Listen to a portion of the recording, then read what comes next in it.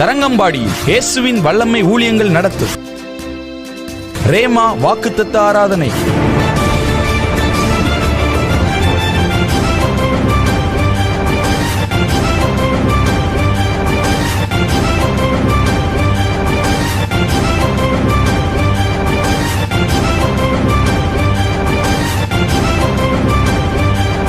ஒவ்வொரு மாதமும் முதலாவது சனிக்கிழமை காலை 10 மணி முதல் நடைபெறுகிறது.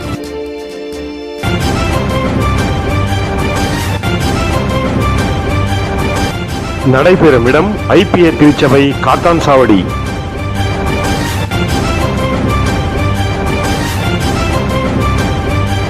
தரங்கம்பாடியில் இயேசுவின் வல்லமை ஊழியங்கள் நடத்தும் ரேமா வாக்குத்தத்த ஆராதனை. ஒவ்வொரு மாதமும் இந்த வாக்குத்தத்த ஆராதனையில் கலந்து கொண்டு தேவ ஆசீர்வாதம் பெற்றுக் கொள்ளுங்கள்.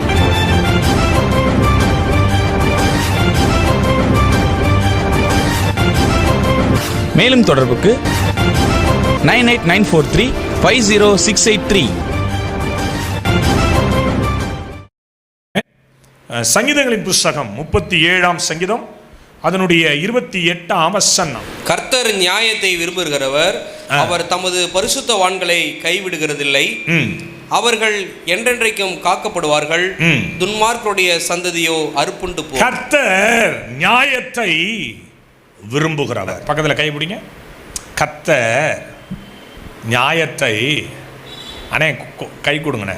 கர்த்தர் சொல்லுங்க. கர்த்தர் நியாயத்தை விரும்புகிறவர். முதலாவது தேவனுடைய ராஜ்யத்தின் நீதியையும் அப்பொழுது இவைகள் எல்லாம் கூட அப்படி ஜெபம் பண்ணும் போது தான் ஏசப்பா சொன்னாரு, நான் நியாயத்தை விரும்புகிறவர் என்று சொல். கர்த்தர் நியாயத்தை விரும்புகிறவர். என் அன்பு தேவனுடைய பிள்ளைகளே, உங்களுடைய நியாயம் எடுப்பட்டிருக்கா? உங்க நியாயம் மறக்கப்பட்டிருக்கா? ஒருவேளை உங்களுடைய நியாயம் எண்ணாமல் பண்ணப்பட்டிருக்கா? கர்த்தர் இன்றைக்கு இந்த இடத்துக்குள்ள வந்திருக்கிற உங்களுக்கு ஒரு நியாயத்தை செய்வார். அல்லேலூயா. எத்தனை பேர் விசுவாசிக்கிறீங்க? ஆளுகை செய்கிறவனுடைய முகதரிசனத்தை தேடுகிறவர்கள் அநேகர். ஆளுகிறவர்களுடைய முகதரிசனத்தை, எனக்கு அவரு தெரியும், இவரு தெரியும், எனக்கு எம்எல்ஏ தெரியும், எம்பி தெரியும், நான் யார் தெரியுமா? ஆளுகிறவர்களுடைய முகதரிசனத்தை தேடுகிறவர்கள் அநேகர். ஆனாலும் அவனுடைய நியாயம் கர்த்தராலே தீரும். பைபிள் வசனம் என்ன அழகு பாருங்க. நீங்க நிறைய பேர் நினைக்கிறேன், எனக்கு அவங்கள தெரியும், இவங்கள தெரியும், அப்படி தெரியும், இப்படி தெரியும். ஆனா என் வேதம் சொல்லுது, நியாயத்தை நான் தாண்டா தீர்த்து வைப்பேங்கிறார். அவர் சொல்லியும் செய்யாதிருப்பாரோ? அவர் கண்மலை, அவருடைய கிரியை உத்தமமானது, அவருடைய வழிகள் எல்லாம் நியாயம், அவருடைய வழிகள் எல்லாம் நியாயம். ஒருவேளை நீங்க நினைக்கலாம், ஒருவேளை நீங்க யோசிக்கலாம், என்னுடைய நியாயம் இன்னும் எடுபடாம இருக்குதே. சங்கீதம் 82:1 சொல்லுது, வேத வசனத்தை வாசினா தெரியும், தேவ சபையிலே தேவன் எழுந்தருளி இருக்கிறார். அவர் நியாயம் விசாரித்து ஏழையின் பிள்ளைகளை ரட்சித்து இடுக்கண் செய்கிறவனை நொறுக்குவார். என்னென்ன செய்றார் பாருங்க. ஏழை பிள்ளைகளுக்கு நியாயம் செய்வார். ஒருவேளை என் அன்பு தேவனுடைய பிள்ளை, எதற்கு இந்த வசனம், ஏன் இந்த வார்த்தை தெரியாது? தேவன் எல்லாவற்றையும் அறிந்திருக்கிறார். தேவன் எல்லா சூழ்நிலை அறிந்திருக்கிறார். ஒருவேளை இங்க உட்கார்ந்து இருக்கிற நீங்க எங்கேயோ ஒரு மூலையில உட்கார்ந்து, ஒருவேளை பிரதர் எனக்காக பேசுறாரே அப்படின்னு நினைக்கலாம். இது ஒரு ப்ராஃபட்டிக்கல் மெசேஜ், இது ஒரு தீர்க்க தரிசன ஒரு வார்த்தை. உங்களுக்கு ஆண்டவர் நியாயம் செய்வார். 2024 வருடங்களுக்கு முன்பாக இயேசு கிறிஸ்துவினுடைய நியாயம் எடுபடாமல் போனது. ஏன் தெரியுமா? உங்களுக்கு நியாயம் செய்வதற்காக அவர் தன்னையே ஒடுக்கினார். ஏன் தெரியுமா? இந்த இடத்துல, இந்த தேதியில, இந்த பட்டுக்கோட்டை சிஎஸ்ஐ திருச்சபையில் ஒரு கூட்ட ஜனம் தேடி வரும். அன்னைக்கு பிரதர் ஹென்றி சாமியில் என்னுடைய பிள்ளை பிரசங்கம் பண்ணிட்டு இருப்பான். அன்னைக்கு நான் என் பிள்ளைகளுக்கு நியாயம் செய்யணும்னா இன்னைக்கு என்னுடைய நியாயம் எடுபட்டு போகணும். அவருக்கு அந்த வழி என்னன்னு தெரியும். தேவ நியாயத்தை விரும்புகிறவர், தேவ நியாயத்தை விரும்புகிறவர். அவங்களுடைய கண்ணை, மற்றவங்களுடைய கண்ணை பார்த்து, அந்த முகத்தை பார்த்து சொல்லுங்க, கவலைப்படாதீங்க சொல்லுங்க. முதல்ல கீழ்ப்படிங்க, அப்புறமா ஏசப்பா செய்வார். அவங்கள பார்த்து சொல்லுங்க, முதல்ல கவலைப்படாமல் இருங்க, உங்கள் கவலையை தூக்கி போடுங்க. பிரதர் வந்திருக்கிறார் தரங்கம்பாடிலேருந்து. அவர் கூட ஒருத்தர் இருக்கிறார். அவர் உங்களுக்கு நியாயத்துக்கு இன்னைக்கு ஒரு பதிலை கொடுப்பார். ஆமென் சொல்லுங்களேன். எத்தனை பேர் விசுவாசிக்கிறீங்க? அல்லேலூயா. அவர் நியாயம் செய்கிறவர்மா. அவர் நியாயத்தை விரும்புகிறார், நியாயம் விசாரிக்கிறார், அவர் எழுந்தருளுகிறார். நீங்க நினைக்கிற மாதிரி ஒரு சாதாரண ஒரு தெய்வம் இல்லை அவர். நான் கூட 18 வயசு வரைக்கும் சாதாரணமான ஒரு தெய்வமாக தான் அவரை பார்த்தேன். எனக்கு ஹாஸ்டல்ல 5th ஸ்டாண்டர்ட் படிக்கிறதுல இருந்து 8th ஸ்டாண்டர்ட் படிக்கிற வரைக்கும் அந்த சர்ச்சு கோயிலுக்குள்ள நான் தான். எங்கள் அண்ணன் செல்வராஜன் ஒரு அண்ணன் இருந்தார். அவரோட சேர்ந்து நானும் கோயிலை கூட்டுவேன். நினைக்காடு TLC சர்ச்சில் பவுல் சாண்டகரின் ஐயா அவருடைய கலர் அங்கே இருக்குங்க. அங்கே போய் முழங்கால் போட்டு ஜெபம் பண்ணுவேன். எனக்கே தெரியாது, எனக்கே புரியல ஏன் அது மாதிரி செஞ்சோன்னு எனக்கு தெரியாது. என்னையும் ஊழியக்காரனாக மாற்றுங்க. அகஸ்டின் சத்யஸில் ரெவரண்ட் அகஸ்டின் சத்யன் ஐயா இறந்துட்டாங்க.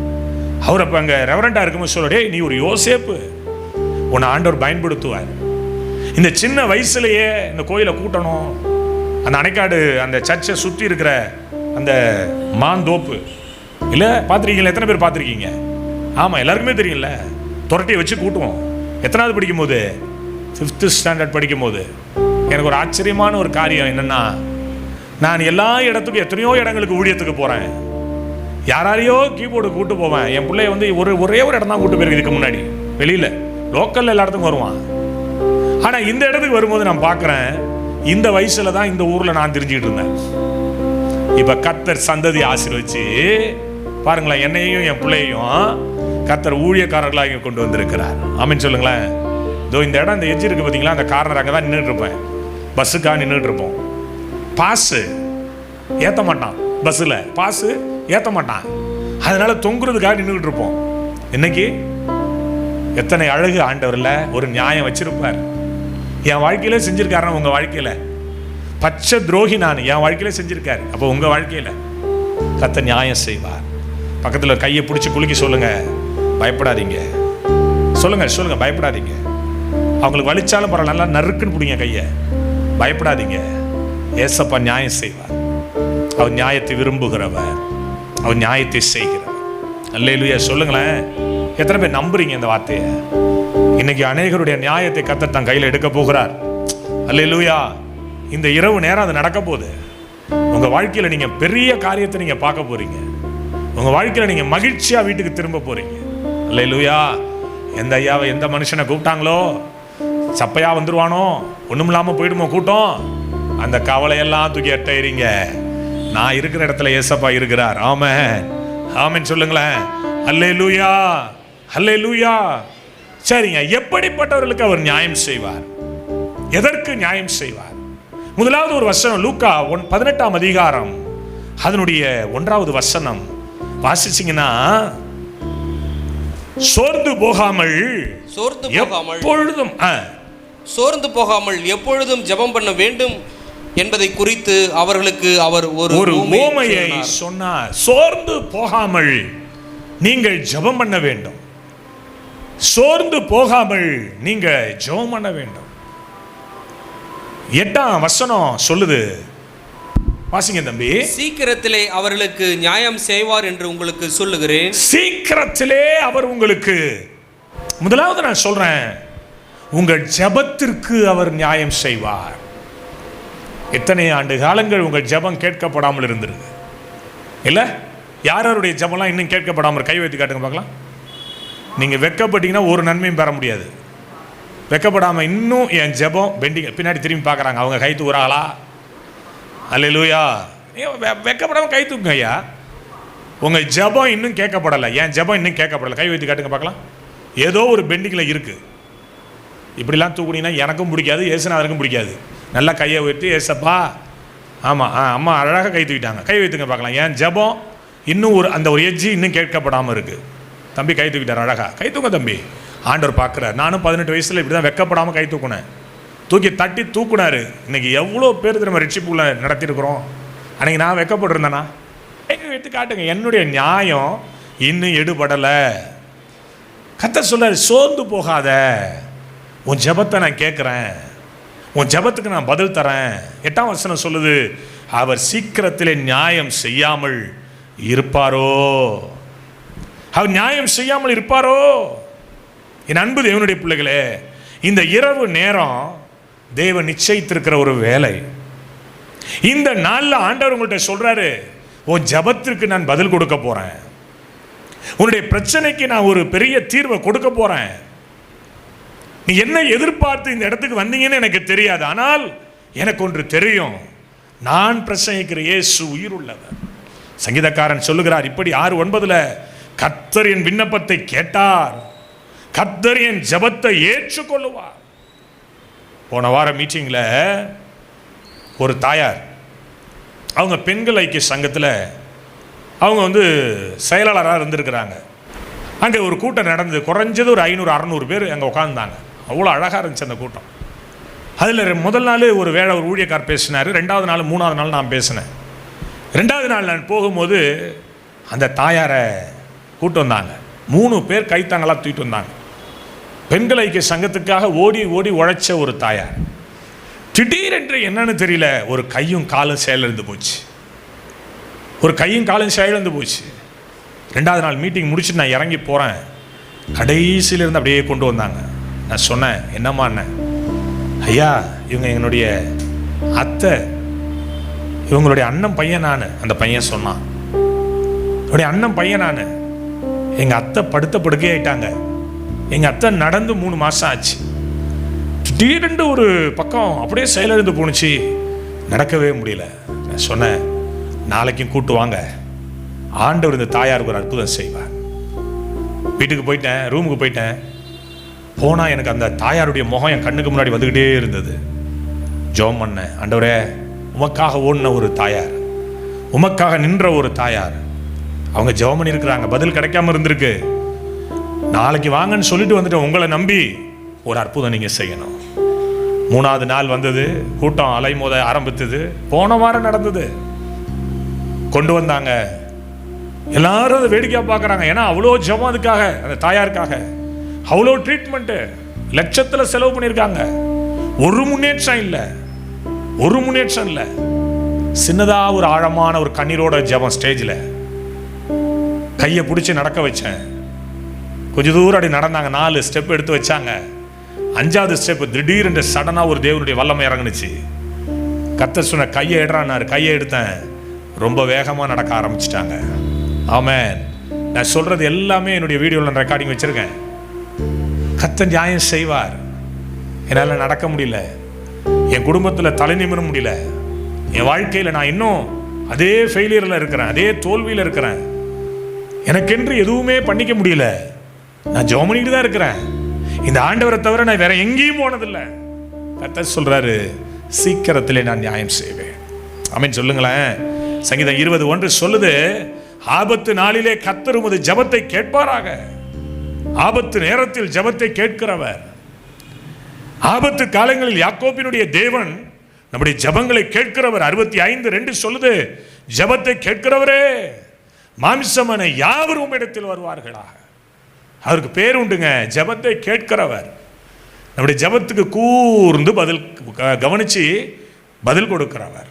எத்தனை பேர் ஆமென் சொல்றீங்க? எத்தனை பேர் விசுவாசிக்கிறீங்க? எத்தனை பேர் நம்புறீங்க? ஆமென் சொல்லுங்களேன். என் அன்பு தேவனுடைய பிள்ளைகளே, ஆண்டவர் நம்முடைய ஜெபத்துக்கு பதில் கொடுப்பார். ஆண்டவர் நம்முடைய ஜெபத்துக்கு பதில் கொடுப்பார். எத்தனை பேருக்கு கொரோனா வந்தது? கை வைத்து காட்டுங்க. யாருக்காவது கொரோனா வந்ததா?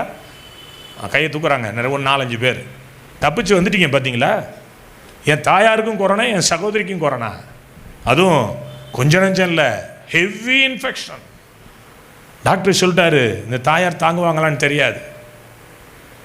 ரெம்டெசிவிர் இன்ஜெக்ஷன் கொடுத்தா தாங்குவாங்களான்னு தெரியாது. வயசாகிட்டு 72 வயசு என் தாயாருக்கு. இப்போ நிறைய மீட்டிங்ஸ் வாங்கி வச்சுருந்தேன் அந்த நாட்களில், அந்த செகண்ட் வேவில். அப்போ லாக்டவுன்லாம் கிடையாது. பாருங்களேன், ரொம்ப பெரிய ஆபத்து. அந்த ஃபஸ்ட்டு வேவில் கூட நிறைய பேர் சாகலை. செகண்ட் வேவில் ஏகப்பட்ட பேர் என்ன செஞ்சாங்க? எனக்கு தெரிந்தவர்களாக மறித்தாங்க.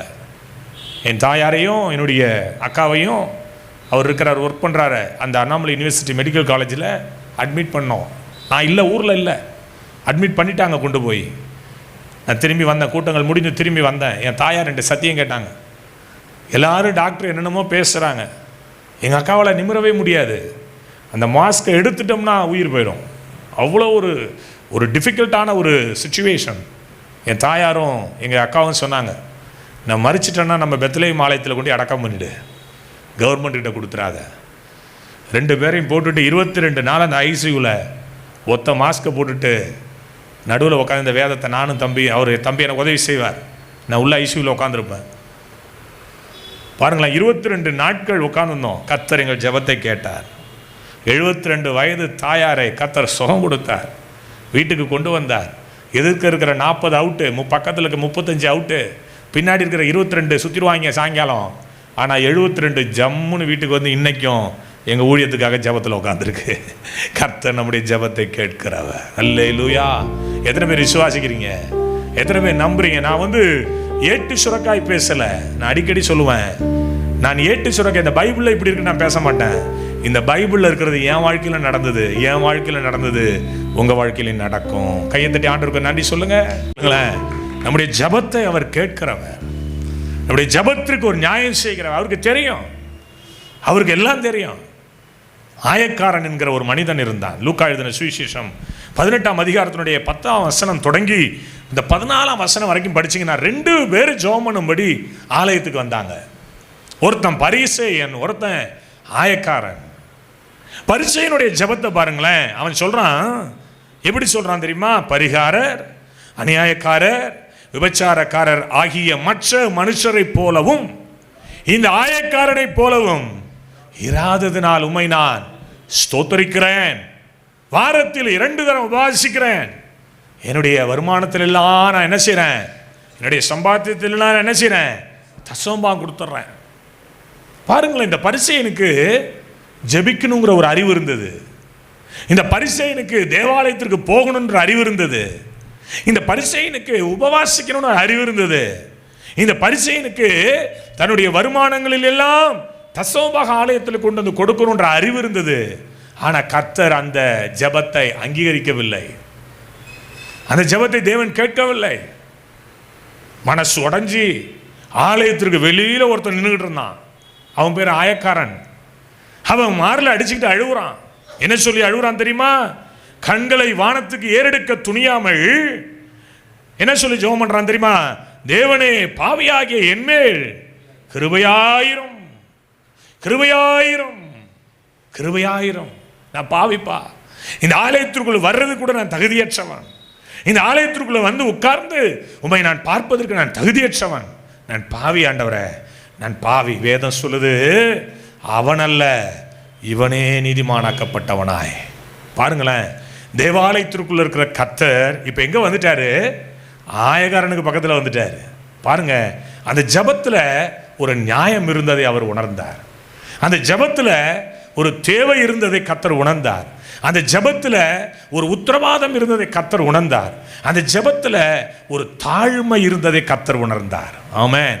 ஒருவேளை நீங்களும் நானும் கூட அப்படி அழுவோம். பல நாட்கள் நான் அழுதுருக்கிறேன், பல பேருக்காக நான் அழுதுருக்கிறேன். சில நேரங்களில் நான் கண்ணீர் வடித்து இரவு நேரமெல்லாம் என் கண்கள் குளமாய் மாறும். பல நாட்களாக பல பேருக்காக நான் அழுதுருக்கிறேன். இந்த இவனுக்கெல்லாம் நான் பயங்கரமாக அழுதுருக்கிறேன். ஆமென் சொல்லுங்களேன். இந்த பின்னாடி உட்காந்துருக்கிறார, இவருக்கு குழந்தை இல்லைங்க. 3 அபாஷனா 3 அபாஷன் ஆனிச்சு. இவனுக்கெல்லாம் நான் ரொம்ப அழுதுருக்கிறேன். இவன் பிறந்த நாளுக்கெல்லாம் அழுதுருக்கிறேன். இவன் திருமண நாளுக்கு ஃபோனை போட்டு பேசவே முடியாது, அழுதுகிட்டே இருப்பேன் நான் என் மனைவியும். அண்ணே ஒன்றும் இல்லைண்ணே, விடுங்கண்ணே, ஏசப்பா இருக்காரும்பா. இல்லைடா, நீ ஆசீர்வாதமாக இருக்கணும், நீ நல்லா இருக்கணும், இந்த ஊழியத்துக்குள்ளே வந்துட்ட நீனு, இந்த ஊழியத்தில் இருக்கிற நீனு. கர்த்தர் இன்னைக்கு 2 ஆண் பிள்ளைகளை கர்த்தர் கொடுத்துருக்கிறார். ஆமென் சொல்லுங்களேன்.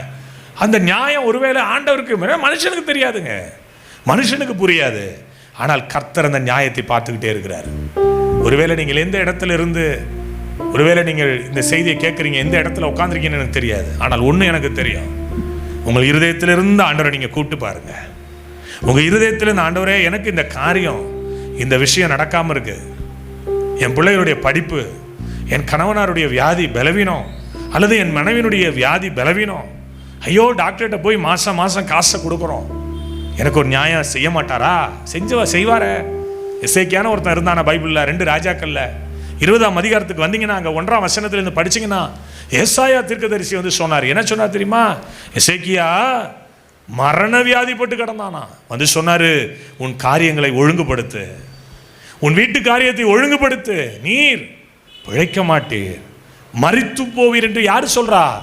கர்த்தர் சொன்னாரு, நான் சொல்லல, ஏசாயா சொல்லல. யார் சொல்றா? கர்த்தர் சொல்றாரு. என் அன்பு தேவனுடைய பிள்ளைகளை நான் நினைச்சு பார்ப்பேன், ஒருவேளை எசேக்கியா பெரிய ராஜா, துடுக்கான ராஜா இல்லை, அவன் நினைச்சிருந்தான கையை தட்டி யாருங்கன்னு சொல்லி இந்த ஏசாயாவுடைய தலையை துண்டித்திருக்கலாம். ஆனால் அவன் அதை செய்யல. அவன் சுவர்புறமாய் திரும்பி படுத்தான். சுவர்புறமாய் திரும்பி படுத்து ஒரு ஜெபத்தை பண்றான். ஆ கர்த்தாவே, நான் உமக்கு முன்பாக மன உத்தவமாய் நடந்து உம்முடைய பார்வைக்கு நலமானதை செய்தேன் என்பதை நினைத்தருளும், நினைத்தருளும். அவ்வளவுதான், நினைத்தருளும் ஆண்டவரே, நான் உம்முடைய பார்வைக்கு முன்பாக நன்மையானதை செய்தேன், உம்முடைய பார்வைக்கு முன்பாக நான் யோக்கியமானதை செய்தேன், உம்முடைய பார்வைக்கு முன்பாக என் நியாயத்தை நான் எடுத்து வைத்தேன், என்னை நினைத்தருளும், என்னை நினைத்தருளும். அவ்வளவுதான். பரலோகத்திலிருந்து ஒரு சத்தம், ஏசாயா, என்ன ஆண்டவரே, திரும்பி என் தாசனாகிய எசேக்கியாட்ட போடா. உள்ள ரொம்ப கண்ணீர் வடிக்கிறான். அந்த ஜெபம் என் இருதயத்தை உடைக்குதுடா, அந்த ஜெபம் என் உள்ளத்தை உடைக்குது. நீ திரும்பி போய் சொல்லு, 15 வருஷத்தை நான் கூட்டி கொடுப்பேன்னு. அந்த தெய்வம் நியாயம் செய்யாமல் இருப்பாரோ? அந்த தெய்வம் உங்களுக்கு நியாயம் செய்யாமல் இருப்பாரோ? யோசனை பண்ணி பாருங்களேன். அந்த தெய்வம் உங்களுக்கு செய்ய மாட்டாரா? எசேக்கியாவுக்கு தான் செய்வாரா? இங்க இருக்கிற ஸ்டெல்லாவுக்கும் கிரேஸுக்கும் செய்ய மாட்டாரா? கட்டாயம் செய்வார். எத்தனை பேர் விசுவாசிக்கிறீங்க? உங்க ஜெபம் சாதாரணமானது இல்லை பிரதர், உங்க ஜெபம் சாதாரணமானது இல்லை. தூக்கி காட்டுங்க பார்க்கலாம். ஆண்டவர் என் ஜெபத்தை கேட்பாரு. ஆமீன் சொல்லுங்களேன், கை வைத்துங்க பார்ப்போம். ஆண்டவர் என் விண்ணப்பத்தை கேட்பார். என் வாழ்க்கையில எத்தனையோ இருக்குங்க. என்னுடைய வாழ்க்கையில் நான் எல்லா இடங்களும் எல்லா பிரசங்கத்திலையும் சொல்லுவேன், என் தாயாருக்கு 2 கிட்னி ஃபெயிலியர் ஆயிட்டுங்க. முன்னாடி 2 கிட்னி ஃபெயிலியர் ஆயிட்டு 9.7 கிரியேட்டின் லெவல். டாக்டர் சொன்னாங்க, அவ்வளோதான், இனிமேல் இந்த தாயாருக்கு ஒன்றுமே பண்ண முடியாது. நாங்கள் அப்போ என்னுடைய சேனலில், நம்பிக்கை சேனல், என்னுடைய நிகழ்ச்சிகள் வந்து கொண்டிருந்தது. கடைசியாக அந்த டாக்டர் நாராயணன் பாண்டிச்சேரியில் அவர் சொன்னார், சரி சார், ஒரு டயாலிசிஸ் பண்ணி பார்ப்போம். ஆனால் தாங்காது இவங்க உடம்பு தாங்காது. 70 வயசு 69 வயசு என்னுடைய எண்டில் இவங்க உடம்பு தாங்காது சார். ஆனால் ட்ரை பண்ணி பார்க்குறேன். அன்கான்சியஸ், வயிறு பெருசாயிட்டு, மலம் வரல, யூரின் வரல, கால்லாம் பார்த்தீங்கன்னா பெருசாக யானைக்கால் மாதிரி ஆயிட்டு, அப்படியே ஸ்ட்ரக்சரில் தூக்கி வச்சு தான் பாண்டிச்சேரி கொண்டு போனோம். யாருமே கிடையாது, நான் ஒரு ஆள், நானும் எங்கள் அக்காவை மட்டும் இருந்தோம். எங்கள் அக்கா கண்ணீர் வடிச்சுக்கிட்டே இருந்தா. ஐசியூவில் கொண்டு போட்டுட்டோம். 3 நாள் கண் விழிக்கவே இல்லை. அப்போ தான் கர்த்தர் இந்த டாக்டரை அனுப்பினார். அவர் சொன்னார், எங்கள் ஹாஸ்பிட்டலில் வேணால் சேஞ்ச் பண்ணுங்க, இதை ட்ரை பண்ணி பார்ப்போன்னாரு. அங்கே கொண்டு போய் சேர்த்தோம். டாக்டரை செக் பண்ணி பார்த்துட்டு சொன்னார், இல்லை சார், டெட் எண்டில் இருக்காங்க, இவங்க இனிமேல் ரெக்கவர் ஆவாங்க, கண்ணு விழிப்பாங்கிறதே டவுட்டு. அந்த நாள் ராத்திரி, காட்ஸ் அப்பான் த நைட், தேவன் நிச்சயித்திருக்கிற இரவு, அந்த இரவு கர்த்தர் என்கிட்ட பேசினார். இங்கே என்ன உட்காந்துருக்கு, எந்திரி, வீட்டுக்கு போ, என்னை நோக்கி பார்த்து பிரகாசம் அடைவாய், வீட்டுக்கு போடா. 110 கிலோமீட்டர் தரங்கம்பாடிக்கும் பாண்டிச்சேரிக்கும். ஒத்த மனுஷன். நான் நைட்டு 7:30 மணி இருக்கும், 7:30-8 மணி இருக்கும். நான் கார் எடுத்துக்கிட்டு வீட்டுக்கு வந்தேன். வரும்போதே என் பிள்ளைகள்கிட்ட ஃபோன் பண்ணிட்டே வந்தேன், எப்பா கொஞ்சம் எல்லாரும் எங்கள் வீட்டுக்கு வாங்க, அம்மாவுக்காக ஜெபம் பண்ணணும். அந்த இரவு நாங்கள் முழங்கால் போட்டோம், ஜெபம் பண்ணோம். அடுத்த நாள் காலையில் 4 மணிக்கெலாம் வண்டி எடுத்துகிட்டு மறுபடியும் நான் ஹாஸ்பிட்டல் போனேன். டாக்டர் 7:30 மணி 8 மணிக்கு வந்தார். செக் பண்ணி பார்த்துட்டு சொன்னார், டாக்டர் சொன்னார், ஏதோ ஒரு காரியம் இவங்க சரீரத்தில் நடந்திருக்குன்னார். ஆமென். 2 டயாலிசிஸ், அன்றைக்கே டயாலிசிஸ் ஸ்டார்ட் பண்ணாங்க. 3வது 4வது டயாலிசிஸ் பண்ணும்பொழுது அவங்களுடைய கிட்னி ஒர்க் ஆக ஆரம்பிச்சிச்சு. இன்னைக்கு எந்த ட்ரீட்மெண்ட் இல்லாமல், எந்த விதமான யாருடைய உதவி இல்லாமல் இந்த 6.5-7 ஆண்டு காலமாக எங்களோடு என் தாயார் பயணித்துக் கொண்டிருக்கிறார்கள். கையை தட்டி கலங்காதே கலங்காதே, கர்த்தர் உன்னை கைவிட மாட்டார். என்னை கைவிடுவாரா? ஒரு நாள் உன்னை கைவிட மாட்டார் மகளே.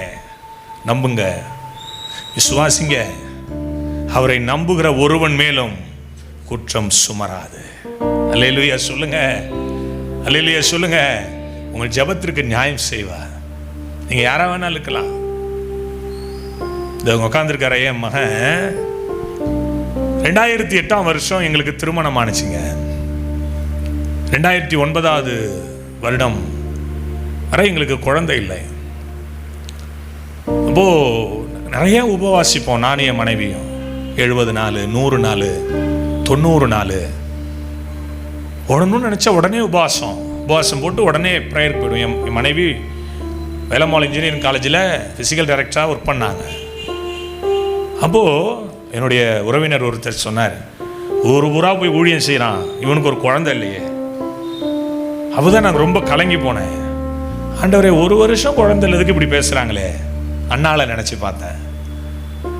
அப்போ ஒரு நாள் ஜோம் பண்ணிட்டு இருக்கும்போது 2009 வருடம் சரியாய் டிசம்பர் மாதம் 27 அந்த வருஷத்தினுடைய ஆசீர்வாதத்திற்காக கடைசி ஒரு வாரம் நானும் என் மனைவியும் உபவாசத்தில் இருந்துகிட்டு இருந்தோம்.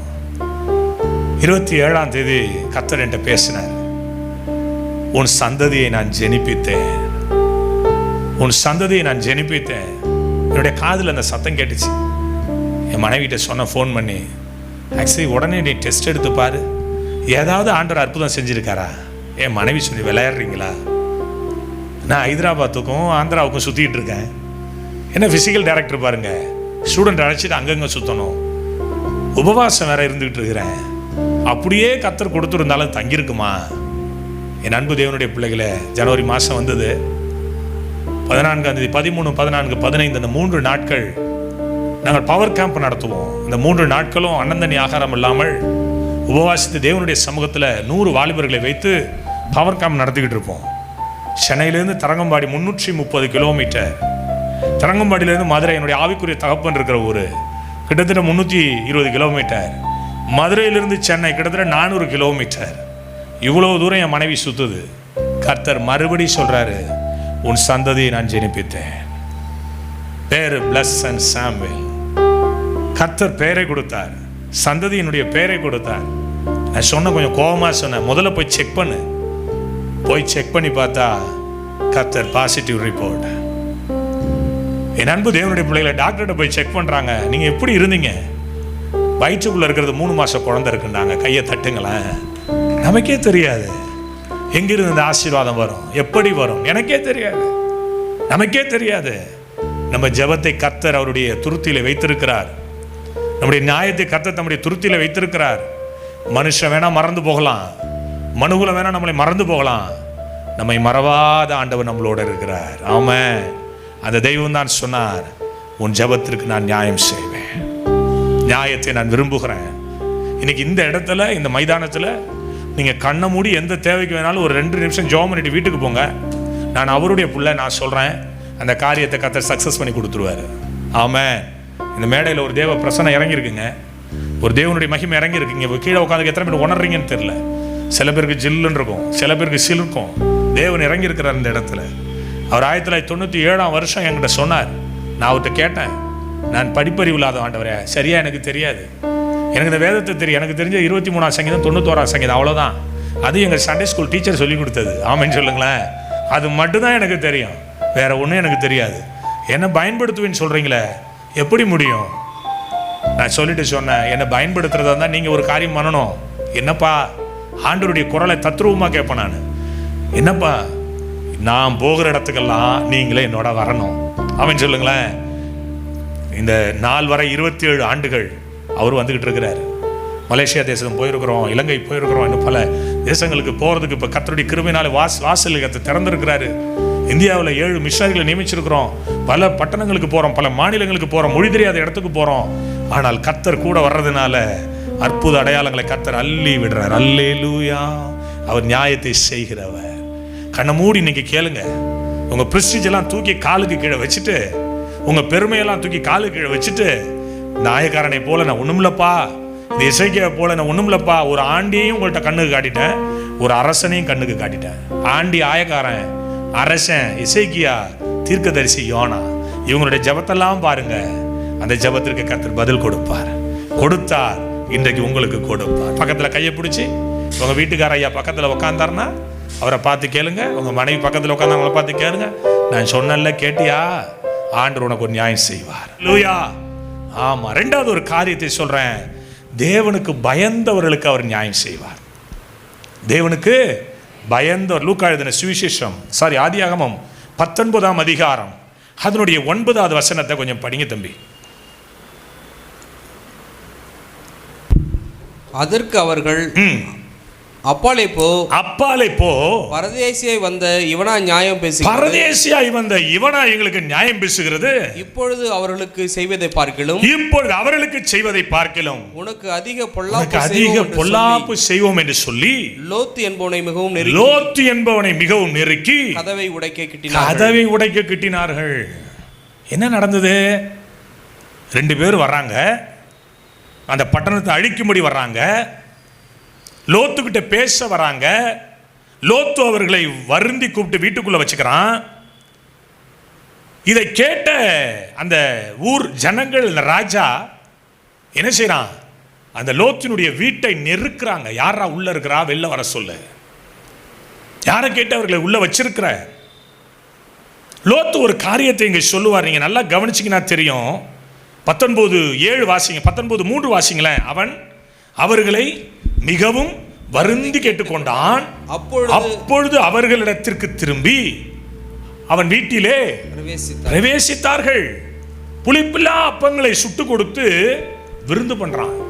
பைபிள் சொல்லுது, அவர்கள் படுக்கும் முன்னே சோதோம் பட்டணத்து மனிதராகிய வாலிபர் முதல் கிழவர் மட்டும் ஜனங்கள் அவனைவரும் 4 திசைகளிலும் வந்து வீட்டை சூழ்ந்து கொண்டு லோத்தை கூப்பிட்டு, இந்த ராத்திரி உன்னிடத்தில் வந்த மனுஷர் எங்கே? அவர்கள் வெளியே கொண்டு வா. லோத்து சொல்றாரு, ஐயோ இந்த அக்கிரமம் பண்ணாதீங்க, இந்த அக்கிரமம் பண்ணாதீங்க. அவர் சொல்லிட்டு ஒரு வார்த்தை சொல்வாரு, புருஷரை அறியாத 2 குமாரத்திகள் எனக்கு உண்டு. பாருங்களேன், அவர்களை கூட நான் வெளியே கொண்டு வந்து உங்கள்கிட்ட விட்டுறேன். ஆனா என்னை தேடி வந்தவர்களை நீங்க என்ன செய்யாதீங்க? அக்கிரமம் பண்ணாதீங்க, அக்கிரமம் பண்ணாதீங்க. தேவனுக்கு பயந்த ஒரு லோத்து, தேவனுடைய மனுஷனாகிய லோத்து. கர்த்தர் இது எல்லாத்தையும் பார்த்துக்கிட்டு இருந்தார். கர்த்தர் இந்த சூழ்நிலை எல்லாவற்றையும் பார்த்து கொண்டிருந்தார். ஒருவேளை நீங்க தேவனுக்கு பயப்படுறீங்க அப்படின்னா, உங்க மேல வர அநியாயத்துக்காக நீங்க பயப்படாதீங்க. கர்த்தர் அதற்கு மத்தியில் ஒரு நியாயம் செய்வார். எத்தனை பேர் நம்புறீங்க? அதை எத்தனை பேர் விசுவாசிக்கிறீங்க? ஒருவேளை நான் தேவனுக்கு பயப்படுகிறேன் ஐயா, நான் கர்த்தருக்கு செய்ய வேண்டியதை சரியாய் நான் செய்கிறேன், ஆனா என்னை நெருக்கிறாங்களே, என்னை ஒடுக்குறாங்களே, டோன்ட் வரி, கவலைப்படாதீங்க. கர்த்தர் எல்லாத்தையும் பார்த்து கொள்ளுவார்.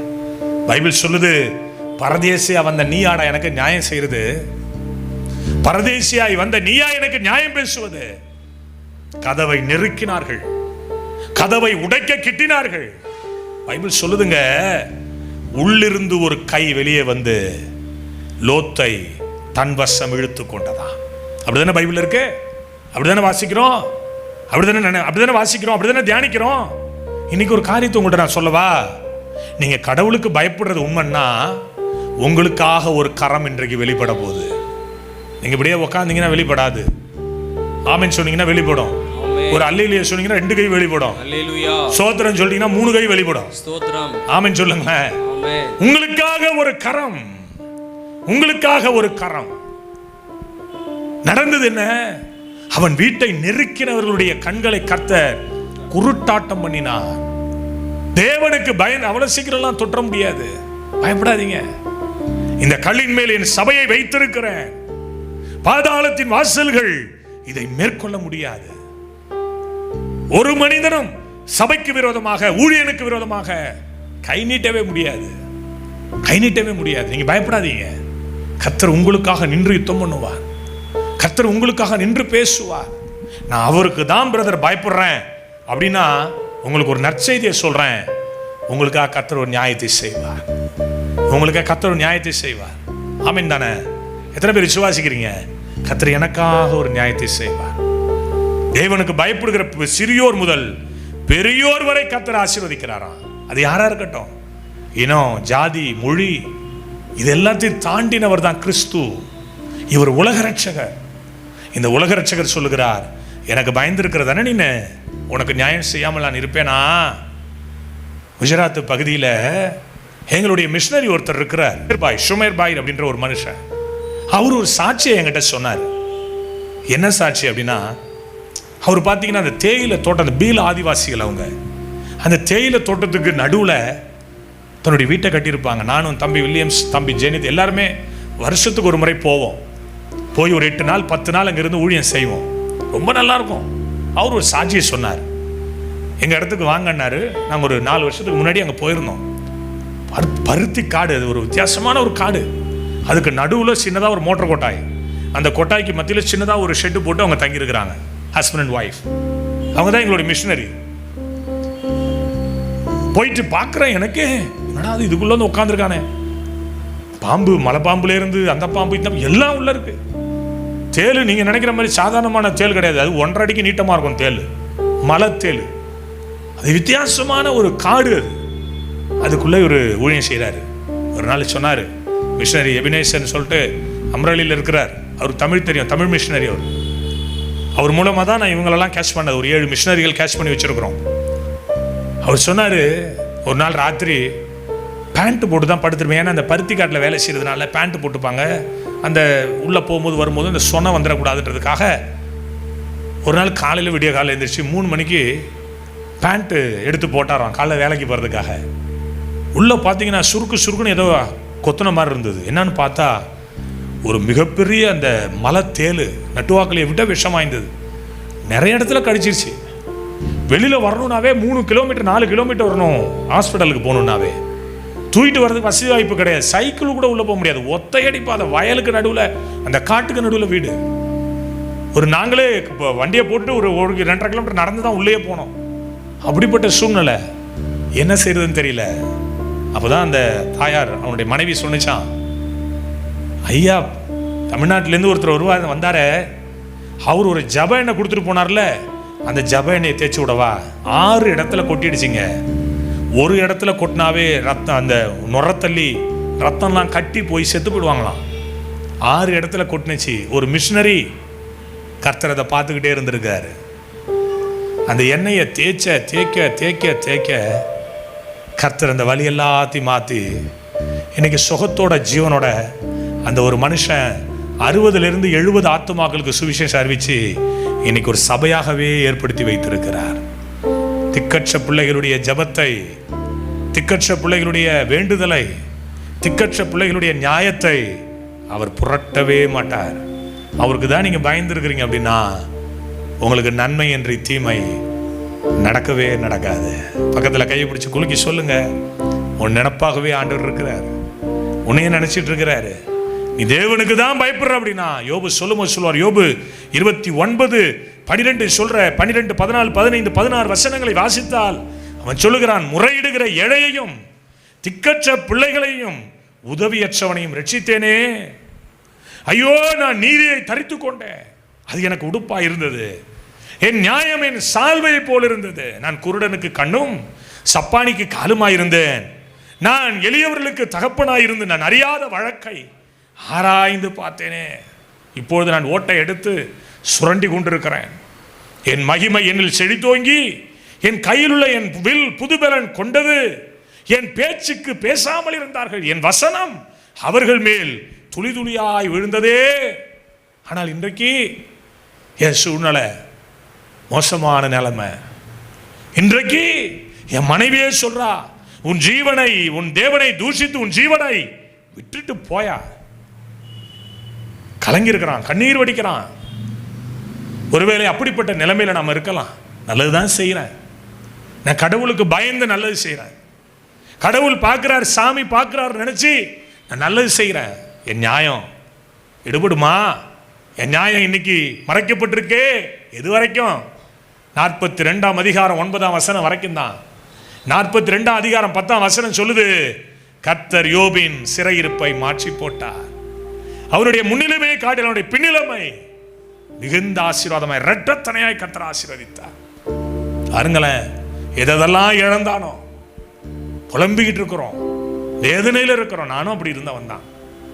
ஐயோ, என் நியாயம் எடுபடுதே, நான் கடவுளுக்கு பயப்படுறேன், நல்லது செய்யறேன், எனக்கு விரோதமாடி இருக்கிறாங்களே.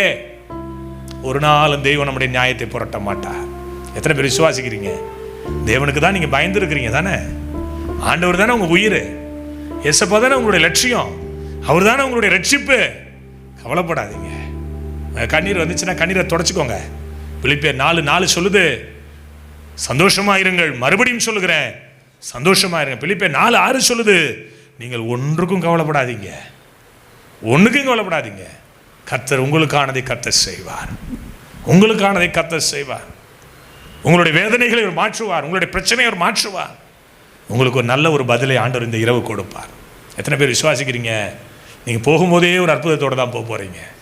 ஐயோ அந்த இடுப்பு வலி, ஐயோ அந்த கால் வலி, ஐயோ அந்த கை வலி, ஐயோ அந்த வெரிகோஸ் பிரச்சனை, ஐயோ அந்த பைல்ஸ் கம்ப்ளைண்ட், ஐயோ அந்த அரிப்பு, ஐயோ அந்த பிளட் ப்ரெஷர், ஐயோ அந்த சுகர், ஐயோ அந்த பொல்லாத வியாதி, பலவீனப்படுகிற வியாதி. என் அன்பு தேவனுடைய எதுவாக இருக்கட்டும், எஸ்ஐ 53:5 சொல்லுது, அவருடைய தழும்புகளால் நீங்கள் குணமாகிறீர்கள், அவருடைய தழும்புகளால் நீங்கள் குணமாகிறீர்கள். நீங்கள் எந்த சூழ்நிலை இருந்தாலும் சரிதான், நீங்கள் தேவனுக்கு பயப்படுறீங்கன்னா உங்களுக்கு ஒரு நற்செய்தியை சொல்லிட்டு போகிறது தான் இங்கே வந்திருக்கேன். கர்த்தர் உங்கள் நியாயத்தை இன்னைக்கு கையில் எடுக்க போகிறார். அல்லேலூயா. எத்தனை பேர் விசுவாசிக்கிறீங்க? எத்தனை பேர் நம்புறீங்க? ஆமீன் சொல்லுங்களேன், ஆமீன் சொல்லுங்களேன், அல்லேலூயா சொல்லுங்களேன், அல்லேலூயா சொல்லுங்களேன். தேவன் உங்களுக்கு ஒரு நியாயம் செய்வார், தேவன் உங்களுக்கு ஒரு நியாயம் செய்வார். உங்க அழுதெல்லாம் முடிச்சிருங்க, என்னையோட முடிச்சிருங்க, நாளைக்கு ஜாலியாக வரணும். நீங்கள் கர்த்தர் உங்களுக்கான ஒரு காரியத்தை கர்த்தர் செய்வார். வஞ்சிக்கப்பட்டிருக்கீங்களா? யாக்கோபை போல 10 முறை சம்பளத்தை மாத்திட்டாங்களா? ப்ரொமோஷன் இல்லையா? லாபான் தானே செஞ்சான் யாக்கோபுக்கு. உண்மையா உழைச்சானே, 7 வருஷம் உழைச்சான், லேயால கொடுத்தார். மறுபடியும் 7 வருஷம் உழைச்சான், அதுக்கு பிறகு உழைக்கிறான். 10 முறை சம்பளம் மாற்றப்படுகிறது. ஒருவேளை அப்படிப்பட்ட நிலைமை, நான் கடவுளுக்கு பயப்படுறேன், வாக்குத்தத்தம் எனக்கு உண்டு, வார்த்தை எனக்கு நேராய் வந்திருக்கிறது, ஆனால் என்னுடைய வாழ்க்கையில நியாயம் எடுபடாமல் இருக்கிறது. God's upon the night. தேவன் நிச்சயித்திருக்கிற இரவு நேரம் இது. பனி துணியா இஸ்ரவேல் மேல் அவருடைய வசனம் இறங்கி வருகிறது போல உங்கள் மேல் இந்த வசன துளிகள் இறங்கி வருகிறது. ஒரு தேவ பிரசன்னம் இந்த மைதானத்தை நிரப்பி இருக்கிறது. உங்கள் வாழ்க்கையிலே மறக்க முடியாத நாளா இந்த நாள் மாறப்போகிறது. அல்லேலூயா சொல்லுங்க. எத்தனை பேர் விசுவாசிக்கிறீங்க? எத்தனை பேர் நம்புறீங்க? ஆமீன் சொல்லணும், வாயை திறந்து ஆமீன் சொல்லணும். உங்களுடைய சுயத்தெல்லாம் உடைச்சறிங்க, உங்களுடைய கௌரவத்தெல்லாம் தூக்கி போடுங்க. நான் இந்த சர்ச்சாக்கும், நான் இந்த தூக்கி எறிங்க. கர்த்தருக்கு முன்னாடி நிற்கிறீங்க, உங்களுக்கு முன்னாடி நிற்கிற ஒரு நியாயாதிபதி இருக்கிறார். அந்த நியாயாதிபதி சகலத்தையும் பார்த்து கொண்டிருக்கிறார். இந்த வேலையில, இந்த இரவு வேலையில ஆண்டவருக்கு நன்மையான காரியங்களை செய்து முடிப்பார். மூன்றாவதாய் ஒரே ஒரு காரியத்தை சொல்லி சட்டென்று முடிக்கிறேன். தள்ளப்பட்ட ஜனத்துக்கு கர்த்தர் நியாயம் செய்வார். தள்ளப்பட்டு இருக்கிறீங்களா மகளே? ஒதுக்கப்பட்டு இருக்கிறீங்களா? ஐயோ என்னை தள்ளிட்டாங்க, ஐயோ என்னை ஒதுக்கிட்டாங்க, ஐயோ என்னுடைய பேச்சு எடுபடாமல் இருக்கிறது. விபச்சாரத்திலே கையுமையுமாய் பிடிப்பட்ட ஒரு ஸ்திரீ, யோவான் 8ஆம் அதிகாரத்தில் கல்லறிய வேண்டும் என்பது நியாயம். மோசேயினுடைய நியாயப்பிரமாணம் அதைதான் சொன்னது. இயேசு கிட்ட கொண்டு வராங்க, குற்றம் சுமத்துவதற்காக, இயேசுவையும் குற்றம் சுமத்துவதற்காக, இவள் மேல் கல்லறிவதற்காக, இவளை காயப்படுத்துவதற்காக. இயேசு அப்படியே பார்க்கிறார், அவருடைய சூழ்நிலைகள் எல்லாவற்றையும் பார்க்கிறார், எல்லாவற்றையும் பார்க்கிறார். பார்த்துட்டு அவர் சொன்னார், உங்களில் பாவம் இல்லாதவன் முதலாவது கல்லை எறியட்டும். குனிஞ்சாரு, தரையில் எழுத ஆரம்பிச்சிட்டாரு. என்ன எழுதியிருப்பார்? சுற்றி இருக்கிறவன் பேரை எழுதியிருப்பார், அவன் செஞ்ச பாவத்தை எழுதியிருப்பார். எட்டி பார்த்தாம பாருங்க, இந்த மனுஷன் யாருங்க? நம்ம ஸ்டீபனு தான், நம்ம சேவியர் தான், நம்ம லூர்து தான். எட்டி பார்த்தாம பாருங்க, அவன் பாவங்க எழுதப்படுது. ஐயோயோ நம்ம நின்னோம்னா நம்ம பாவம் எழுதப்படுமேன்னு ஒவ்வொருத்தனா ஓட ஆரம்பிச்சான். நிமிர்ந்து பார்க்கிறார். யாரு? பரிசுத்த தெய்வம், நித்தியானந்தம் உள்ளவர், ஏக சக்கராதிபதி, ஒருவராய் பெரிய காரியங்களை செய்கிறவர், சாவாமை உள்ளவர், நீண்ட ஆயுஷ் உள்ளவர், உலகத்தினுடைய பாவங்களை ரட்சிக்க வந்த ரட்சகர், பரிசுத்த வித்து. அவர் நிமிர்ந்து பார்க்கிறார். சொல்லியிருக்கலாம்ல, ஓன்னவெல்லாம் பாவி, நான் பரிசுத்தம் உள்ள கடவுள், எனக்கு ரைட்ஸ் இருக்கிறது, நான் உன்னை கல்லெறிகிறேன் அப்படி சொன்னாரா? சூழ்நிலை புரிஞ்சாரு. தள்ளப்பட்டிருக்கியா மகளே, நானும் உன்னை ஆக்கினைக்குள்ளாக திருப்பதில்லை, நீ போ, இனி பாவம் செய்யாதே, நீ போ, நான் உன்னை மனசார மன்னிக்கிறேன், நான் உன்னை மனப்பூர்வமா மன்னிக்கிறேன். திருச்சி பகுதி, விராலிமலை பகுதியில் 3 நாள், ஒரு 10-11 வருஷத்துக்கு முன்னாடி, 11 வருஷம் இருக்குமா, ஒரு 11 வருஷத்துக்கு முன்னாடி பசங்க என்னோட வந்திருந்தாங்க. அந்த காட்சிகளை பார்த்தாங்க. பிரசங்கம் பண்ணிட்டு இருந்தேன். விராலிமலை முதல் நாள் மீட்டிங் போயிட்டு, 2வது நாள் மீட்டிங் போயிட்டு இருக்கு. ஷோ பண்ணிட்டு டயர்டாக உட்காந்துருக்கேன். ஒரு அம்மா ஓடி வந்து என் காலில் விழுந்துச்சு. ஷீலான்னு பேருங்க. ஓடி வந்து விழுந்துச்சு. அது சொன்னிச்சு, ஐயா இந்த வசனத்தை நான் கேட்டுக்கிட்டு இருந்தேன், நானும் இப்போ விபச்சார பாவத்தில் தான் இருந்துக்கிட்டு இருக்கேன். என் கணவரே எனக்கு ஆள் பிடிச்சிட்டு வருவார். இப்பயும் அந்த பாவம் தான் செஞ்சுக்கிட்டு இருந்தேன். அந்த வசனம் கேட்டுச்சியா? மனப்பூர்வமாக நாங்கள் செய்கிறது இல்லையா? எங்களுடைய வறுமை ஓன்னு அழுகுறாங்க. எனக்கு எப்படி கண்ட்ரோல் பண்ணுறதுனே தெரியல. இப்படி உட்காந்து இந்த சேரில் வந்து விழுந்தாங்க காலில். எனக்கு இந்த சாப்டர் தான் ஞாபகம் வந்தது. நான் மனசார பிளஸ் பண்ணேன். அம்மா, இனி அந்த பாவத்தை செய்யாத, இயேசு உன்னை நேசிக்கிறார். இந்த வசனம் உள்ளே போய் கிரியை செய்துனாவே உன்னை கொண்டு இயேசு ஏதோ செய்ய நினைக்கிறாருமா. மனசார ஆசீர்வச்சு மகிழ்ச்சியாக வீட்டுக்கு அனுப்புனேன். பல வருடங்களுக்கு பிறகு எனக்கு ஒரு தொலைபேசியில் ஒரு கால் வந்தது. ஐயா, நான் தான் ஷீலா. யாரு?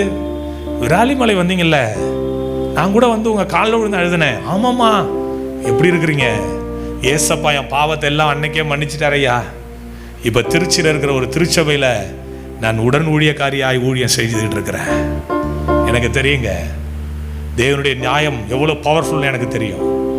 தேவனுடைய நியாயத்தீர்ப்பு எவ்வளோ பவர்ஃபுல் எனக்கு தெரியும். அன்னைக்கு சொன்னார், நானும் உன்னை ஆக்கினைக்குள்ளாக திருப்பதில்லை, நீ போ, இனி பாவம் செய்யாதே.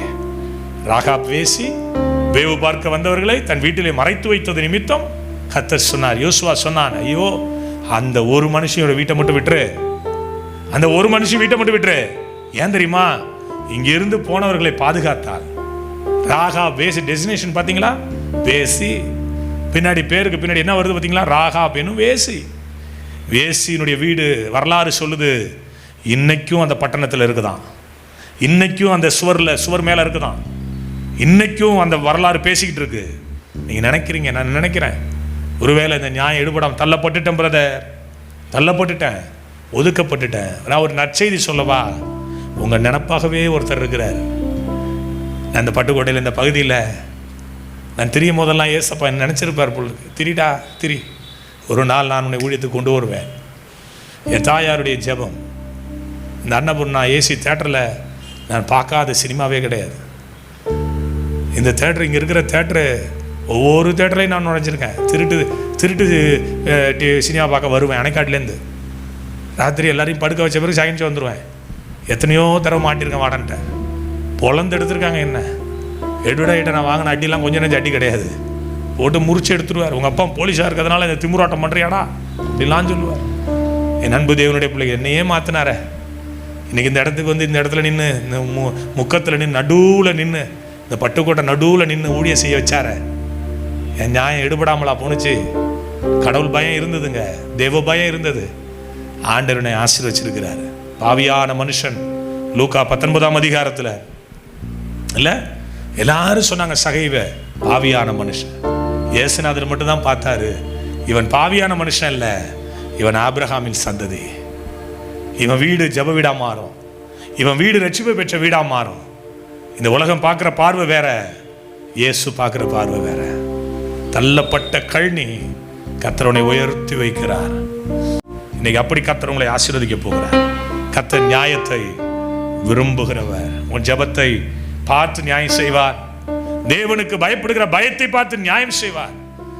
உன் புறக்கணிக்க பார்த்து, உங்க அங்கலாய்ப்பை பார்த்து, உன் அழுகையை பார்த்து, உன் கண்ணீரை பார்த்து ஆண்டவர் இந்த இரவு உனக்கு நியாயம் செய்வார். ஆக மொத்தத்தில் இங்க வந்திருக்கிற அத்தனை பேர் மேலும் தேவனுடைய நியாயம் இறங்கி வரப்போகிறது. எத்தனை பேர் விசுவாசிக்கிறீங்க? எத்தனை பேர் நம்புறீங்க? ஆண்டவரே எனக்கு ஒரு நியாயம், ஆண்டவர் எனக்கு ஒரு நியாயம், ஆண்டவர் எனக்கு ஒரு நியாயம். கோயம்புத்தூர்ல இருக்கிற ஒரு திருச்சபையில் நான் ஆண்டவருடைய வார்த்தை கொடுக்க போயிருந்தாங்க. 3 நாள். 2வது நாள் ஒரு தம்பி வந்தான். இவனை மாதிரியே இருப்பான் அவன். நான் சொல்றது எல்லாமே யூடியூப்ல இருக்கு, விட்னஸ் போட்டிருக்கேன். அவன் தான் வந்துட்டு சொன்னான். மேடையில் உட்காந்துருந்தேன். 3 பேர், அவனுடைய அப்பா அம்மா அவன் 3 பேர் வந்தாங்க. வந்துட்டு எதுக்குமா என்னம்மா அப்படின்னு பிரசங்கம் பண்ணிட்டு டயர்டாக உட்காந்துருந்தேன். அங்கெல்லாம் 2.5 மணி நேரம் பிரசங்கம் பண்ணுவோம், நல்லா இருக்கும், ஜாலியாக என்ஜாய் பண்ணுவோம். இங்கே 9 மணிக்கெலாம் முடிக்கலன்னா நம்மளை ஜோலி பண்ணிவிடுவீங்க நீங்கள். ஆமான்னு சொல்லுங்களேன். அல்லேலூயா. ஆமாம். முடிச்ச உடனே டயர்டாக உட்காந்துட்டேன். அந்த பையன் 3 பேர் வந்தாங்க. வந்தவுடனே பார்த்தேன், 3 பேருமே அழுதாங்க. என்னடா ஏன்டா நீ அழுவுறண்ணே? அவன் சொன்னான், அங்கிள் எனக்கு ஒரு ஜெபம் பண்ணுவீங்களா அப்படின்னு கேட்டான். என்னடா அண்ணன்? நான் சாகணும்னு விரும்புகிறேன் அங்கிள்னா. 8th ஸ்டாண்டர்ட் படிக்கிற பையன். எதுக்குடா நீ சாகணும்? உனக்கு என்ன பிரச்சனை? அவ்வளோதான். அதை கேட்டவுடனே என் கண்ணு கலங்கிட்டு கட்டி பிடிச்சேன். என்னடா அந்த அம்மா சொன்னாங்க, அண்ணா பாருங்க என் பிள்ளையனுடைய நிலைமையை பாருங்க. ட்ரௌசர் அவுத்தாங்க, இடுப்பு ஃபுல்லாக வெந்து போய் சின்ன வயசுலேயே இருந்த அந்த கரப்பாங்கிற வியாதி, அந்த சோரியாசிஸ் போல ஒரு வியாதி. அது இடுப்பு முழுசும் கரெக்டாக அந்த பெல்ட் போடுற இடத்துலேருந்து ஒரு 1/2 அடிக்கு அப்படியே கீழே இறக்கி அதனுடைய எல்லா ஆர்கனும் பாதிக்கப்பட்டிருந்தது. பேண்ட்டை கைட்னா, ட்ரௌசரை கைட்னா அப்படி ஒரு நாத்தம். கர்த்தருடைய வல்லமை, கர்த்தருடைய அபிஷேகம் என்னை நிரப்புனுச்சு. அந்த இடத்துல கொஞ்சோண்டு எண்ணெய் எடுத்து அருவருப்பு இல்லாமல் அந்த இடத்துல கையை வச்சு ஜெபம் பண்ணேன். சொன்னேன், நீ சாக வேண்டியவன் இல்லடா, நீ வாழ வேண்டியவன். கர்த்தருடைய ஊழியக்காரனாக மாற்றுவார். நீ போ, அங்கிள் இங்கே தான் இருப்பேன், நாளைக்கு நீ வா. அடுத்த நாள் வந்தான். பார்த்தா முதல் வரிசையில் பேண்ட்டை போட்டு இன் பண்ணி டை கட்டி ஆண்டவர் ஆராய்ச்சிக்கு நிற்கிறான். நான் ஸ்டேஜுக்கு கேட்பேன், இந்த பாட்டு பாடிட்டு இருக்கும்போது நைஸாக உள்ள ஓடியாந்துருவேன். பார்க்குறேன், எட்டி பார்க்குறேன், அவன் நின்றுட்டு இருக்கிறான். கூட இருக்க பாஸ்டர்கிட்ட கேட்டான், பாஸ்டர் இது ஜோம் பண்ணமே அவன் தான் என்னடான்னு கேட்டான். பாட்டு பாடிக்கிட்டு இருக்காங்க. அவன் அங்கேருந்து அப்படின்னா அவன் சொல்லுங்களேன். கர்த்தர் சுகத்தோடு 2019 வருஷம் இந்த ஜெபத்தை நான் பண்ணேன். 2020 வருஷம் அந்த இடத்துக்கு நான் மறுபடியும் அதே இடத்துக்கு நான் போயிருந்தேன். பாருங்க அங்கிள், இயேசுநாதர் செய்த அற்புதத்தை. இந்த தோலுக்கு வித்தியாசம் இல்லை. அதால் கர்த்தர் எனக்கு சுகம் கொடுத்துட்டார் அங்கிள். என்னுடைய நண்பர்கள் நாறுதுன்னு எட்ட வச்சான் அங்கிள். என்னுடைய ஃப்ரெண்ட்ஸ் எட்ட வச்சான், நாறுது எட்ட போனான். நான் ஸ்கூலுக்கு போய் 6 மாதம் ஆகுது, நான் தூங்கி 2 மாதம் ஆகுது. கையை வச்சேன்னா அரிப்பு தாங்க, ரத்தமாக வரும். இன்னைக்கு நான் என் ஸ்கூலில் ஏசப்பா நல்லவர்னு சொல்கிறாங்க.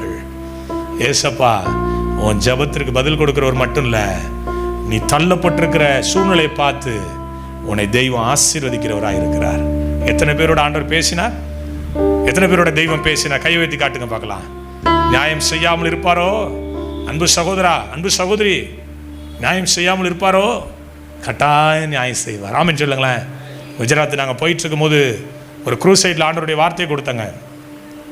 3 நாள் க்ரூசைடு. அது 10,000 பேருக்கு மேலே வந்து கூடுவாங்கங்க. நானும் தம்பி தான் போயிருந்தோம், ஜெனித்து நானும். இன்னொரு தம்பி எபினேஸ்வர் என்றவர் என்னோட வந்திருந்தேன். போயிருந்தோம். அப்போ காரில் போகும்போது ஒரு பையனை, ஒரு 22 வயசு மதிக்கத்தக்க பையனை அந்த தொட்டி மாதிரி வச்சு தூக்கிட்டு வந்தாங்க. நான் கேட்டேன் பாஸ்டர்கிட்ட, பாஸ்டர் இவங்க எங்கே போகிறாங்கன்னு. எல்லாம் நம்ம மீட்டிங் தான் வராங்க அப்படின்னாரு. நம்ம மீட்டிங் தான் வராங்களா? எங்கே மீட்டிங் நடக்குது? அது ஒரு காட்டுக்குள்ளே நடக்குது, வாங்க பாஸ்டர் பாருங்கள். அழைச்சிட்டு போனாங்க. பெரிய வனாந்தரங்க, அதுக்கு நடுவில் கூட்டம். ஒரு தினகரணையா கூட்டத்தை போல மிகப்பெரிய அளவில் பெரிய கூட்டம். ஆண்டவர் ஒழுங்கு பண்ணி கொடுத்துருந்தா. கிட்டத்தட்ட பாஸ்டர்ஸ் மட்டுமே 500 பேர் அங்கே வந்திருந்தாங்க. அந்த பாஸ்டர்ஸோட ஃபேமிலி மட்டுமே 500 பேருக்கு மேலே. பார்த்தா அந்த தூக்கிட்டு வந்தாங்க பார்த்தீங்களா அந்த பையனை, அவனை கொண்டு அந்த கூட்டத்தில் முதல் வரிசையில் கொண்டாந்து உட்கார வச்சுட்டாங்க. அவனுக்கு என்ன பிரச்சனைனா, இடுப்புக்கு கீழே 2 காலும் செயல்படாது. இடுப்புக்கு கீழே 2 காலும் செயல்படாது. பாருங்களேன், ஜெபம் பண்ண ஆரம்பிக்க அவனால் உற்சாகம் தாங்க முடியல. குதிக்க ஆரம்பிச்சான், எந்திரிக்க ஆரம்பிச்சான், மற்றவர்களோட உதவியோட எழும்ப ஆரம்பிச்சான், காலை உதற ஆரம்பிச்சான், காலை இப்படி புஷ் பண்ண ஆரம்பிச்சான். நான் பார்த்தேன், அவனுக்கே எவ்வளோ விசுவாசம் இருக்குன்னா ஒரு ஊழியக்காரன் நமக்கு எவ்வளோ விசுவாசம் இருக்கணும். தூக்கிட்டாங்க மேடைக்கு, என்ன தூக்கிட்டு வந்தாங்க. கர்த்தருடைய வல்லமை இறங்குனுச்சு. 22 வயசு மதிக்கத்தக்க மகன் முதல் முறையாய் கால் ஊன்றி அந்த ஸ்டேஜில் நடக்க ஆரம்பிச்சாங்க. கையை தட்டுங்க. ஒருவேளை நீங்கள் இதை நம்பலன்னா, ஹென்றி சாமுவேல் அஃபிஷியல் யூடியூப் சேனலில் போய் குஜராத் மிராக்கல்னு போட்டு பாருங்க. அங்கே வரும். அந்த பையன் நடக்கிறத பார்ப்பீங்க. அங்கே கண்ணு தெரியாத பார்வை எழுந்த பையன் பார்க்கிறத நீங்கள் பார்ப்பீங்க. கட்டி மறைகிறத அங்கே பார்ப்பீங்க.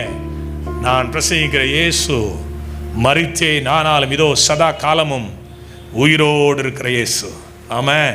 அவர் சொல்லியும் செய்யாதிருப்பாரோ? தாம் சொன்னதை குறித்து தான் மனஸ்தாபப்படுவாரோ? தாம் சொன்னதை செய்து முடிக்கும் வரை அவர் கைவிடவே மாட்டார். எத்தனை பேருக்கு அவரை நினைச்சு உள்ளம் துள்ளுது? கையை உயர்த்தி சொல்லுங்க. எத்தனை அழகுள்ள தெய்வம். ஆமென் சொல்லுங்களேன். அல்லேலூயா.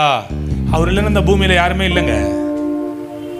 அணைக்கடாசில் படித்தேன்னு சொல்கிறேன் இல்லைங்க, என்னை சங்கிலியில் கட்டி போட்டு வச்சுருந்தாங்க. பிசாசு பிடியில.